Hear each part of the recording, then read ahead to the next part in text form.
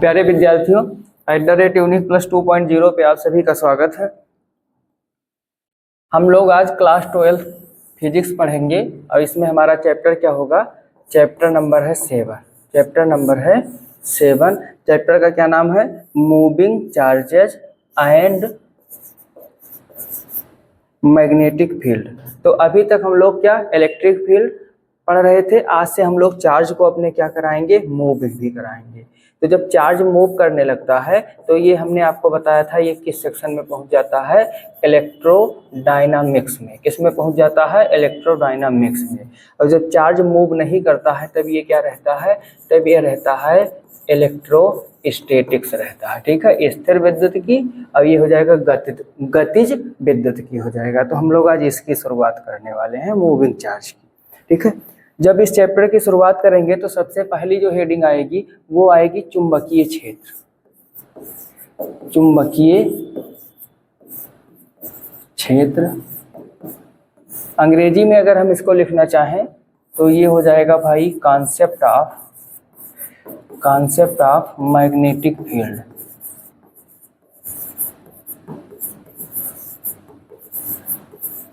Concept of magnetic field ये हो जाएगा। इसको समझने के लिए थोड़ा सा हम लोग अपने इलेक्ट्रोस्टैटिक में चलेंगे। और जब हम अपने इलेक्ट्रोस्टैटिक में पहुंचेंगे तो वहां आप लोगों को क्या बताया गया था कि मान लीजिए ये कोई चार्ज है, तो इस चार्ज के चारों ओर जब हम कोई दूसरा चार्ज लेकर के आते थे तो वो हमारा चार्ज क्या करता था? आकर्षण अथवा प्रतिकर्षण बल का अनुभव करता था। तो हम क्या कहते थे? जिस बल का अनुभव कर रहा है, यानी जितनी एरिया में कोई दूसरा चार्ज क्या हो रहा है? आकर्षण अथवा प्रतिकर्षण बल का अनुभव कर रहा है, उस पूरी एरिया को हम लोग क्या कहते थे? इस चार्ज के लिए, जो ये हमारा ये वाला है, इसके लिए हम लोग क्या कहते थे? वैद्युत क्षेत्र कहते थे। क्या कहते थे? वैद्युत क्षेत्र या अंग्रेजी में इलेक्ट्रिक फील्ड कहते थे। सेम ऐसे ही अगर हमारे पास में कोई मैग्नेट है, हमारे पास में क्या है? कोई मैग्नेट है, तो इसके चारों ओर का वह क्षेत्र जिसमें कोई हम चुंबकीय सुई ले आए या मैग्नेट ही ले आए, चलो ठीक है मैग्नेट ही ले आए, तो वो क्या करे? आकर्षण अथवा प्रतिकर्षण बल का अनुभव करे। या चुंबकीय सुई लेकर के आए तो उस चुंबकीय सुई पर कोई बल आघूर्ण कार्य करे और उस बल आघूर्ण के द्वारा वो क्या करे? घूम करके स्वतंत्रता पूर्वक किसी निश्चित दिशा में ठहर जाए। तो उस पूरी एरिया को हम लोग क्या कहेंगे? इस वाले मैग्नेट के लिए मैग्नेटिक फील्ड कहेंगे। क्या कहेंगे? इस वाले मैग्नेट के लिए मैग्नेटिक फील्ड कहेंगे। तो इसी चीज को हमें क्या करना है? डिस्कस करना है। इसको हम लोग क्या करते हैं? अब सबसे पहले डिफिनीशन लिखने का प्रयास करेंगे। सबसे पहले क्या लिखने का प्रयास करेंगे? डिफिनीशन लिखने का प्रयास करेंगे। डिफिनीशन में क्या लिखेंगे? किसी चुंबक के चारों ओर का वह क्षेत्र, चुंबक के चारों ओर का वह क्षेत्र जिसमें कोई चुंबकीय सुई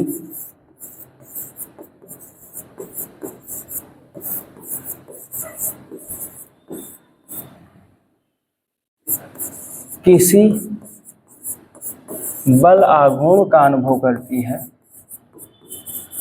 बल आघूर्ण का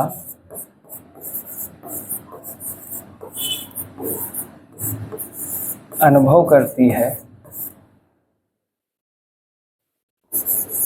तथा उसके प्रभाव में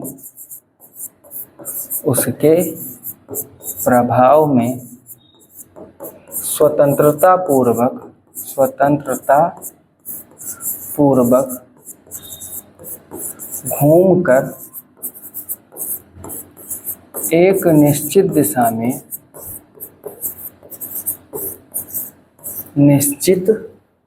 दिशा में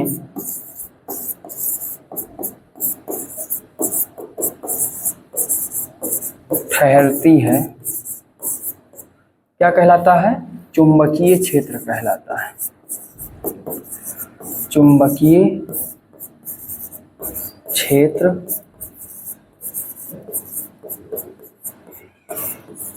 कहलाता है। अब ये तो हो गया हमारा मैग्नेटिक फील्ड। अब जो हमारी पृथ्वी है, जो हमारी क्या है, पृथ्वी है, ठीक है, जो हमारी पृथ्वी है जिसको हम लोग अर्थ कहते हैं, यह भी क्या करती है, एक मैग्नेट के समान व्यवहार करती है। किसके समान व्यवहार करती है, मैग्नेट के समान व्यवहार करती है। क्यों? क्योंकि यदि हम अपनी पृथ्वी पर क्या करें, किसी चुंबकीय सुई को स्वतंत्रता पूर्वक लटका देते हैं, क्या करें, स्वतंत्रता पूर्वक लटका देते हैं, तो ये चुंबकीय सुई क्या करती है, किसी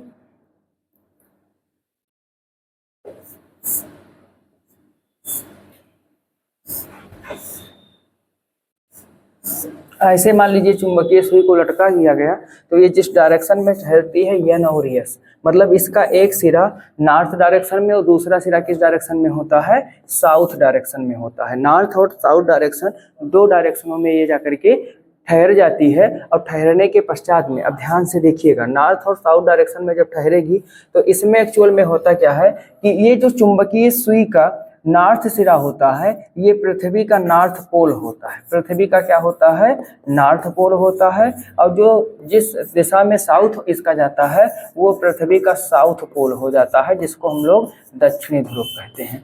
तो इस प्रकार से हमारी जो चुंबकीय सुई है, हमारी जो मैग्नेटिक निडल होती है, क्या होती है, मैग्नेटिक निडल होती है, यह भी किसके भांति व्यवहार करती है, ये पृथ्वी के ऊपर जब स्वतंत्रता पूर्वक लटकाई जाती है तो पृथ्वी हमारा मैग्नेट की तरह बिहेव करता, पृथ्वी हमारा मैग्नेट की तरह बिहेव करता है। ये जो स्वतंत्रता पूर्वक एन और एस डायरेक्शन में ठहरती है, इसी से सिद्ध होता है कि हमारी पृथ्वी क्या होती है, स्वतंत्रता पूर्वक मैग्नेट के भांति व्यवहार करती है।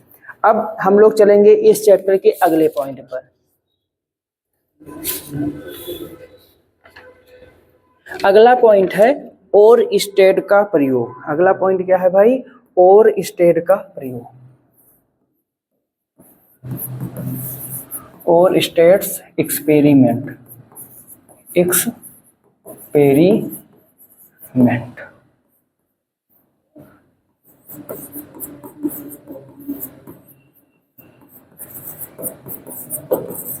ध्यान से सुनिए। जैसे इलेक्ट्रोस्टैटिक्स में आपको बताया गया कि जो क्या कहते हैं, आवेशित कण होता है या आवेशित पार्टिकल होता है, चार्ज पार्टिकल होता है, उसके चारों ओर स्वतः क्या हो जाता है, इलेक्ट्रिक फील्ड जनरेट हो जाता है। सेम ऐसे ओरस्टेड ने अपने प्रयोगों के द्वारा यह सिद्ध करने का प्रयास किया कि जब किसी चालक में धारा प्रवाहित की जाती है या जब किसी चालक में आवेश क्या होते हैं, गति की अवस्था में होते हैं, मोशन की अवस्था में होते हैं, तो उसके चारों ओर मैग्नेटिक फील्ड जनरेट हो जाता है। इसके लिए उन्होंने इसके लिए उन्होंने एक प्रयोग किया था। प्रयोग क्या किया था, सबसे पहले वो प्रयोग हम लोग क्या करते हैं, यहाँ पे बनाने का प्रयास करेंगे। उन्होंने प्रयोग क्या किया, दो सेल लिया। सेल लिया। और सेल लेने के बाद में उन्होंने क्या किया, एक परिपथ बनाया। सेल लेने के बाद में उन्होंने क्या बनाया, एक परिपथ बनाया। परिपथ बना करके उन्होंने क्या किया भाई, तो चल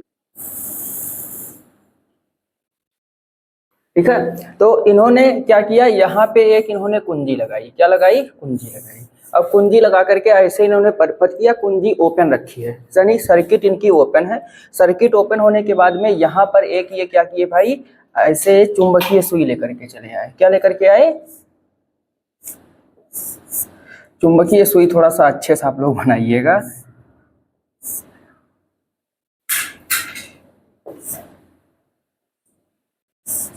ऐसे चुंबकीय सुई है। जब इस कंडीशन पे यहाँ पे इनकी कुंजी क्या है, ओपन है। ये जो के क्या है, ओपन है, मीन सर्किट अभी कंप्लीट नहीं है। तो ये चुंबकीय सुई जैसा ला करके इन्होंने रखा था वैसी रखी रह गई, इसमें कोई चेंज नहीं हुआ। फिर इन्होंने क्या किया, इस सर्किट को ऐसे फिर एक बार दोबारा इन्होंने बनाया। हम दोबारा बनाए दे रहे हैं, ठीक है, आप लोगों के समझने के लिए इसको हम दोबारा जनरेट किए दे रहे हैं। तो दोबारा में इन्होंने क्या किया, इस बार में इन्होंने ये जो कुंजी बनाई थी, कुंजी को क्या किया, इन्होंने जोड़ दिया। और कुंजी को जोड़ने के बाद में जब ये चुंबकीय सुई लेकर के आए, क्या लेकर के आए, चुंबकीय सुई लेकर के आए, तो ये इस डायरेक्शन में चुंबकीय सुई क्या हुई, यहाँ पे एन और यहाँ पे एस, इस डायरेक्शन में आकर के रुक गई। मतलब अब ये डायरेक्शन पे मूव कर गई। ये वाला सिरा नॉर्थ को शो कर रहा था, ये वाला सिरा साउथ को शो कर रहा था। बस कंडीशन क्या हुआ कि यहाँ पे जो है करंट फ्लो होना शुरू हो गई। क्यों, क्योंकि ये कुंजी क्या हो गई है, बंद हो गई है, इसमें धारा फ्लो होना शुरू हो गई। फिर इन्होंने कहा कि चलो भाई ठीक है, अभी धारा इस डायरेक्शन में प्रवाहित हो रही है, तो हो सकता है कि चुंबकीय सुई में ऐसा परिवर्तन हुआ हो। इन्होंने इसमें धारा की दिशा बदल दी। धारा की दिशा बदलने के बाद में इन्होंने क्या किया, अगला सर्किट जो लिया भाई कुछ इस तरीके का लिया।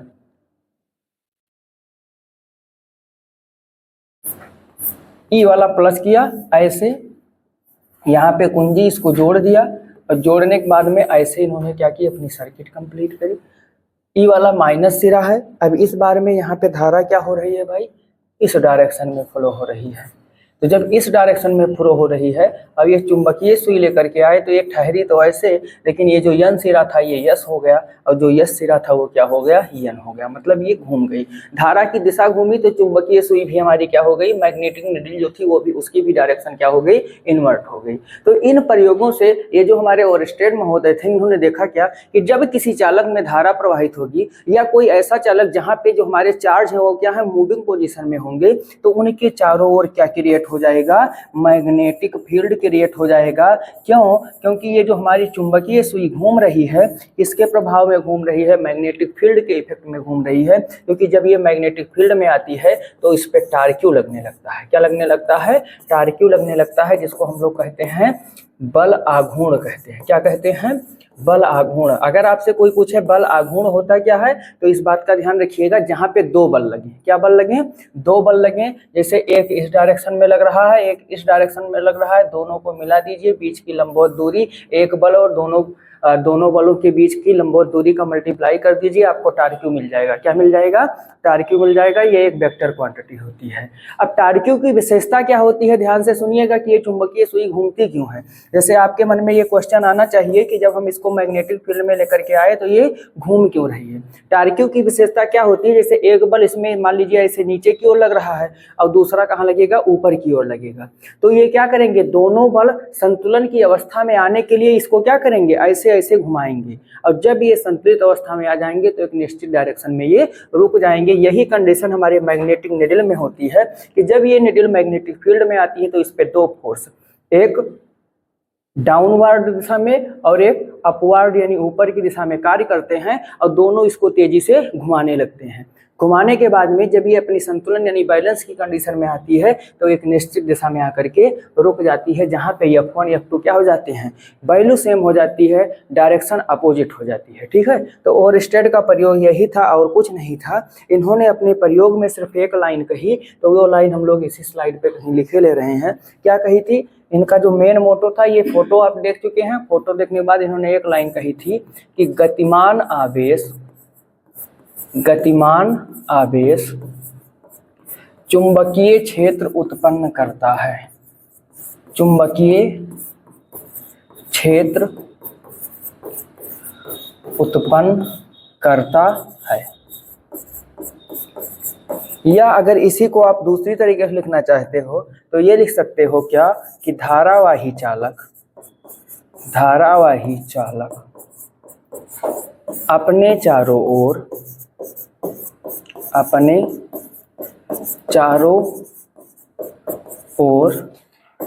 चुंबकीय क्षेत्र उत्पन्न करता है, चुंबकीय क्षेत्र उत्पन्न करता है। ठीक, इसके बाद में हम लोग चलेंगे नेक्स्ट। तो नेक्स्ट हमारा जो अगली हेडिंग है वो क्या है भाई, वो हमारी जो हेडिंग है कि धारावाही चालक के कारण उत्पन्न चुंबकीय क्षेत्र, धारावाही चालक के कारण उत्पन्न चुंबकीय क्षेत्र, धारावाही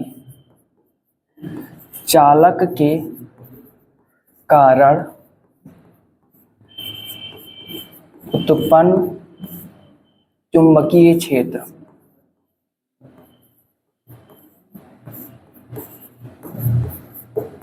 उत्पन्न चुंबकीय क्षेत्र, magnetic field due to current carrying conductor. ठीक है, अंग्रेजी में कहेंगे।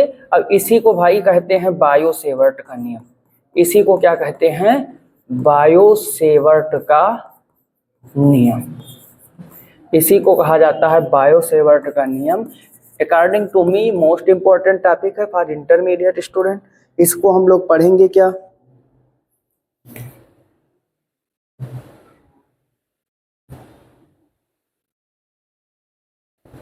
देखो होगा क्या कि गतिमान, सॉरी गतिमान यहां नहीं लिखेंगे, क्या लिखेंगे, और स्टेट के अनुसार जब किसी चालक में धारा प्रवाहित की जाती है, जब किसी चालक में धारा प्रवाहित की जाती है, तो उसके चारों ओर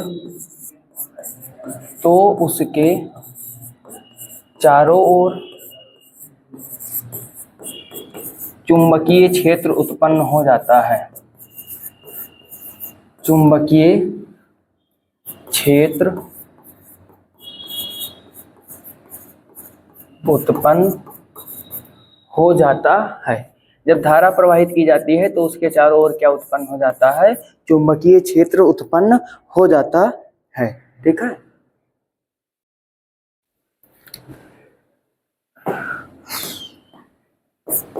एटीन 20 ईस्वी में फ्रांस के वैज्ञानिक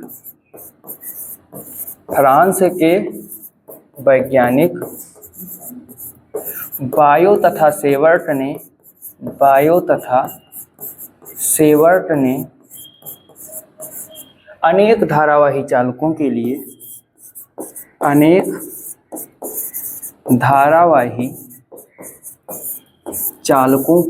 चालकों के लिए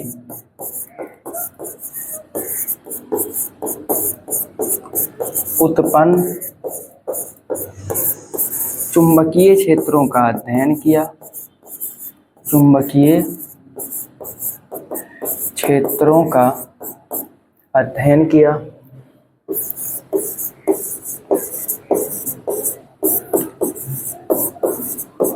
तथा इसके आधार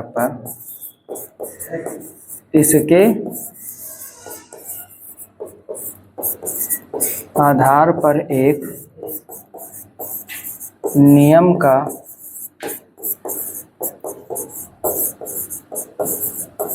प्रतिपादन किया,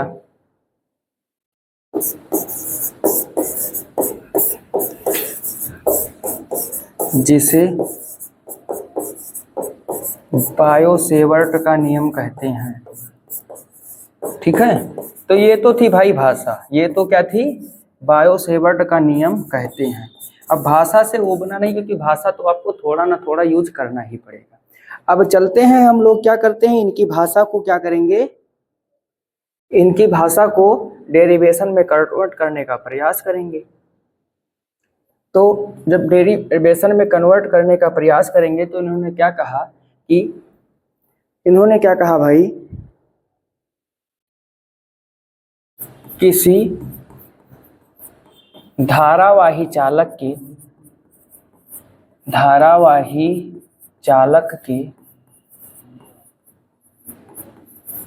लघु अवयव डेल्टा यल के कारण किसी बिंदु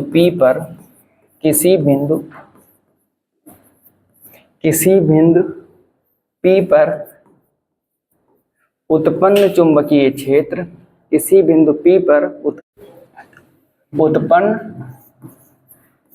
क्या कहा, किसी बिंदु P पर उत्पन्न चुंबकीय क्षेत्र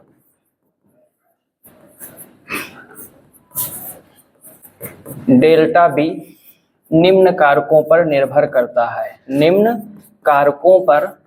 करता है।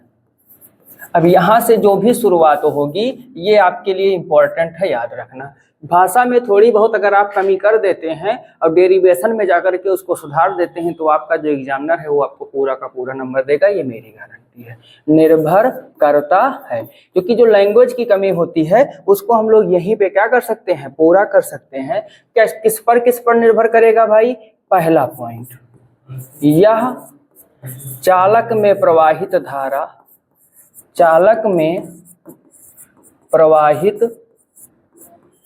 धारा स्मॉल आई के अनुक्रमानुपाती होता है। क्या होता है? अनुक्रमानुपाती होता है। ठीक, चालक में प्रवाहित धारा के क्या होता है? अनुक्रमानुपाती होता है, यानी कि ये जो हमारा डेल्टा बी है ये प्रोपोर्शनल होगा स्मॉल आई के। इसको मान लेंगे इक्वेशन नंबर 1। इक्वेशन 1 मानने के बाद में दूसरी बात ये है कि यह चालक के लघु अवयव की लंबाई डेल्टा एल के अनुक्रमानुपाती होता है। अनुक्रमानुपाती होता है। अनुक्रमानुपाती होता है। अब लघु अवयव, तो लघु अवयव हमारा क्या है? डेल्टा एल हम लोग मान ही चुके हैं। डेल्टा बी प्रोपोर्शनल क्या होगा?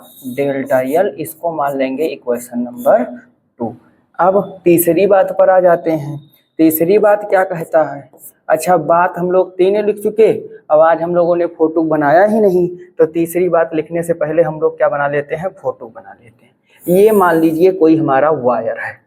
अब इसका सूक्ष्म अवयव हमने इतना ले लिया जिसकी लंबाई क्या है भाई? जिसकी लंबाई है डेल एल। ठीक, अब इस डेल एल लंबाई से ये देखो स्मॉल आर दूरी पर कोई बिंदु P है जिस पर हमें चुंबकीय क्षेत्र की तीव्रता क्या करनी है? फाइंड करनी है। अब इसमें जो धारा प्रवाहित हो रही है स्मॉल आई प्रवाहित हो रही है। कितनी प्रवाहित हो रही है? स्मॉल आई प्रवाहित हो रही है।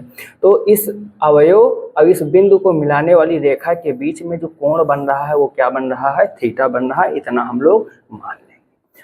ठीक है, तो चलो भाई इसको लिखते हैं। तीसरी बात क्या कहता है? यह लघु अवयव तथा लघु अवयव से P को मिलाने वाली रेखा, P वह बिंदु है जिस पर हमें क्या करना है? मैग्नेटिक फील्ड निकालना है। मिलाने वाली रेखा के बीच बने कोण, के बीच बने कोण की ज्या बोले तो साइन की अनुक्रमानुपाती होता है। क्या होता है भाई? अनुक्रमानुपाती होता है।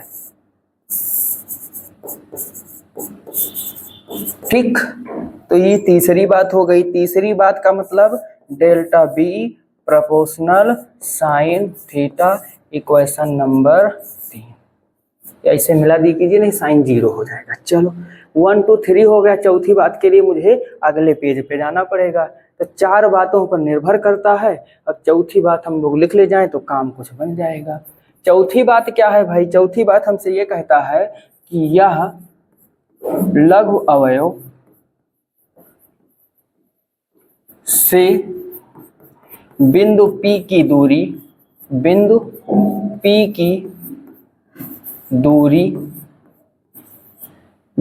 की दूरी, और दूरी कितना है? स्मॉल आर के वर्ग के व्युत क्रमानुपाती होता है। वर्ग के क्या होता है भाई? व्युत क्रमानुपाती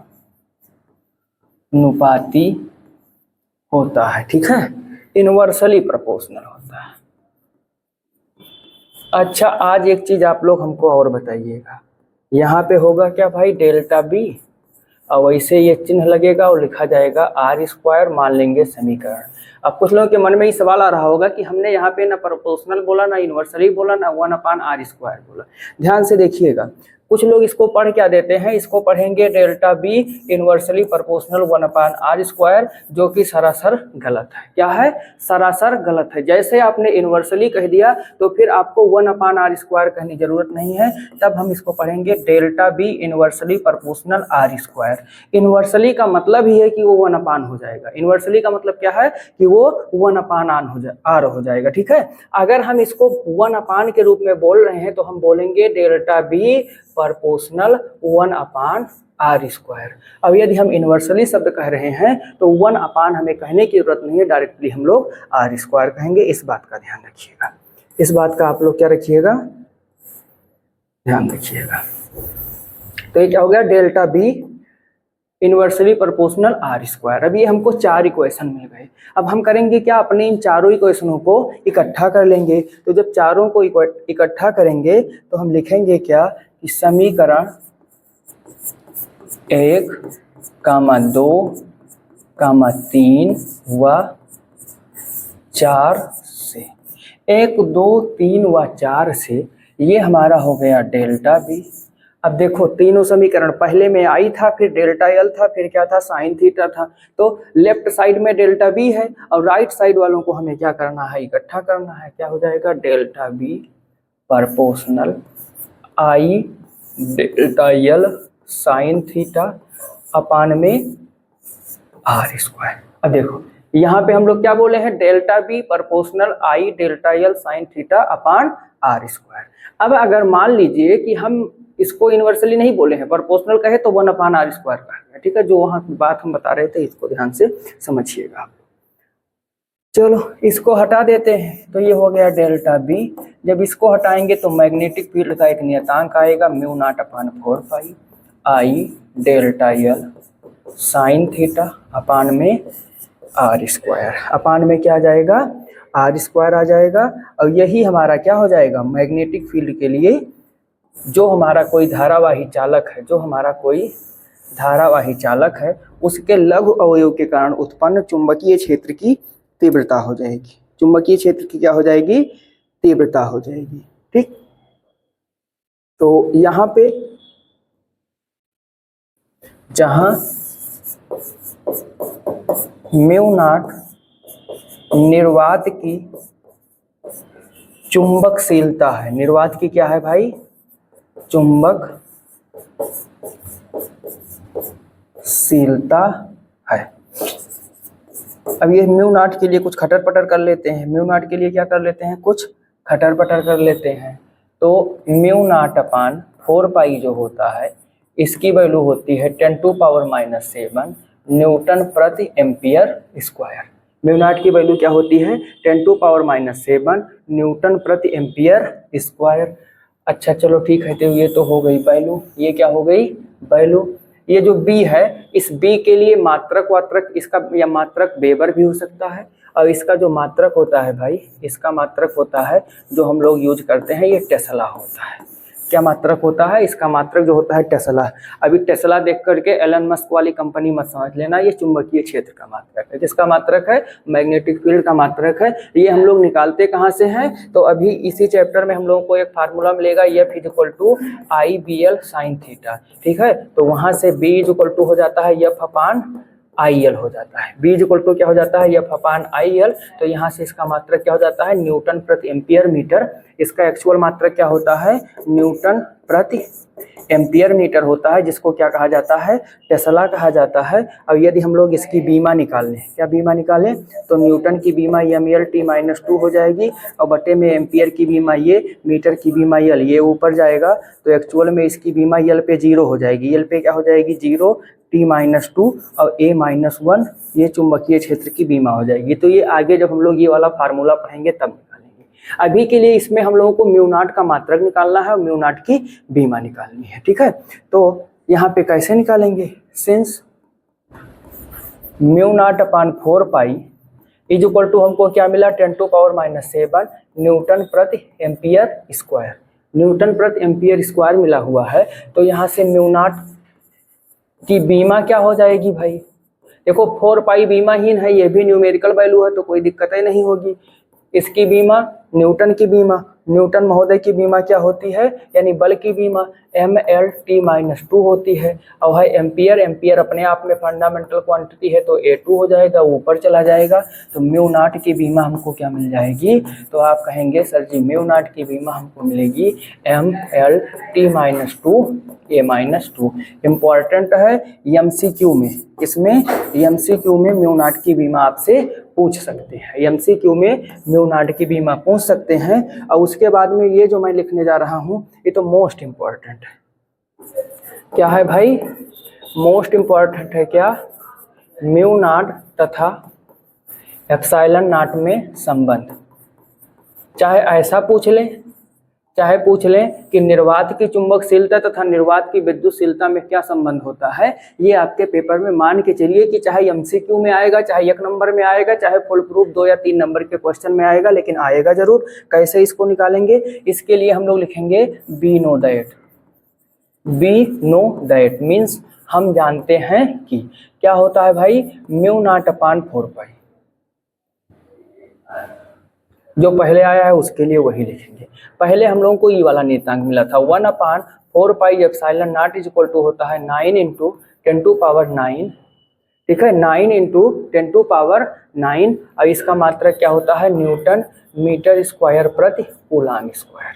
ठीक है, और उसके बाद में म्यू नॉट अपान 4 पाई, इसकी वैल्यू हम लोगों को क्या मिली, 10⁻⁷ न्यूटन प्रति एम्पियर स्क्वायर। इन दोनों को हम मान लेंगे अलग अलग इक्वेशन। ये हो गए 1 और ये क्या हो गए 2। अब 1 और 2 को कर देंगे भाग, 1 और 2 को क्या कर देंगे भाई, भाग कर देंगे। तो जब भाग करेंगे तो ये हो गया 1/4 पाई एप्सिलॉन नॉट। अब ये क्या हो गया भाई, mu naught upon 4 pi is equal to, यहाँ क्या हुआ 9 × 10⁹ और हो गया 10⁻⁷। ये फिजिक्स है, ये क्या है, फिजिक्स है। अगर फिजिक्स ना होता, हम लोग मैथमेटिक्स का कोई रिवीजन कर रहे होते तो केवल संख्या का भाग कर देते, हमारा काम खत्म हो जाता। लेकिन यहाँ हमें क्या करना होगा, अगर हमारी इन दोनों क्वांटिटियों के मात्रक सेम नहीं हैं तो हमें मात्रकों को भी डिवाइड करना होगा। तो चलो भाई, ये हो गया न्यूटन मीटर स्क्वायर प्रति कूलम स्क्वायर। अब ये क्या हो गया, न्यूटन प्रति एम्पियर स्क्वायर। ठीक, जो भी कट रहा होगा उसको काट देंगे। 4 पाई से 4 पाई कैंसिल हो जाएगा, न्यूटन से न्यूटन कैंसिल हो जाएगा। अब जो ऊपर जाने वाले हैं उनको ऊपर, और जो नीचे आने वाले हैं उनको नीचे ले आएंगे। देखो, हम ही लोगों में क्षमता है कि ऊपर भी ले जा सकते हैं और नीचे भी ला जा सकते हैं। अदरवाइज और किसी में इतनी क्षमता नहीं है कि किसी को ऊपर लेकर के चले जाएं तो फिर नीचे ले आएं, या कोई नीचे है तो उसको ऊपर ले जा पाए।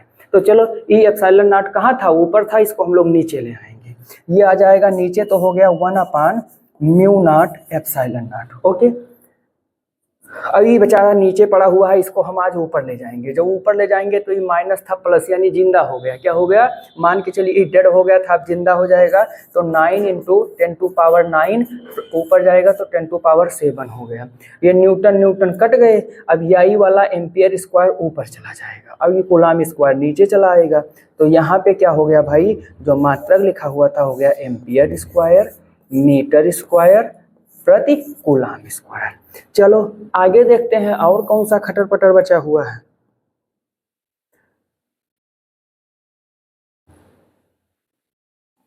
देखो भाई, ये क्या हो गया 1/म्यू नॉट एप्सिलॉन नॉट, ये हो गया 9 × 10⁻16। ठीक, यहाँ पे लिखा हुआ है कूलम स्क्वायर। क्या लिखा हुआ है, कूलम स्क्वायर। इसके लिए थोड़ा सा देख लेते हैं। Q बराबर क्या होता है, IT होता है। Q बराबर क्या होता है, IT। इसका मात्रक हो गया कूलम, इसका मात्रक क्या हो गया, coulomb. Is equal to I का मात्रक एम्पियर, अब T का मात्रक क्या हो जाएगा, सेकेंड। वर्ग कर दो तो इसका स्क्वायर A स्क्वायर अब इंटू सेकेंड स्क्वायर। कहने का मतलब जहाँ पे कूलम स्क्वायर लिखा हुआ है वहाँ पे हम एम्पियर स्क्वायर और सेकेंड स्क्वायर भी लिख सकते हैं। तो हम लिख देंगे, लिख सकते हैं तो क्या करेंगे, लिख देंगे। तो जब इसको लिखेंगे तो ये हो गया क्या, यहाँ पे क्या था, ampere square metre square, ampere square metre square. अब बटे में कूलम स्क्वायर की जगह हो गया ampere square into second square. Ampere square से एम्पियर स्क्वायर कैंसिल हो गया। तो क्या करेंगे, ये जो पूरा टर्म था इसका वर्गमूल ले लेंगे। क्या ले लेंगे, वर्गमूल ले लेंगे, जिसको स्क्वायर रूट कहा जाता है। वर्गमूल लेने पर वर्गमूल लेंगे, यहाँ पे वर्ग लगेगा तो ये 1 और ये क्या हो जाएगा, square root mu nought epsilon not is equal to, ये क्या हो गया 9 × 10⁻16। और इसमें जब वर्गमूल लेंगे तो ये क्या हो जाएगा, स्क्वायर रूट मीटर स्क्वायर बटे सेकेंड स्क्वायर। अब देखो ये क्या लिख सकते हैं, 3 × 3 और 10⁻16 को 10⁸ × 10⁸ लिख सकते हैं। ये भाई हो जाएगा मीटर प्रति सेकेंड। तो इसमें एक एक बाहर कर लेंगे। जब एक एक बाहर हम करेंगे तो हमको क्या मिलेगा, 1/√μ0 epsilon not is equal to 3 × 10⁸ metre प्रति सेकेंड। अब ये जानी पहचानी वैल्यू हमको मिल रही है। ये जो वैल्यू हमको मिली है कैसी है, जानी पहचानी वैल्यू है। इस वैल्यू को हम लोग और किस नाम से जानते हैं, तो ये हो जाएगा 1/√μ0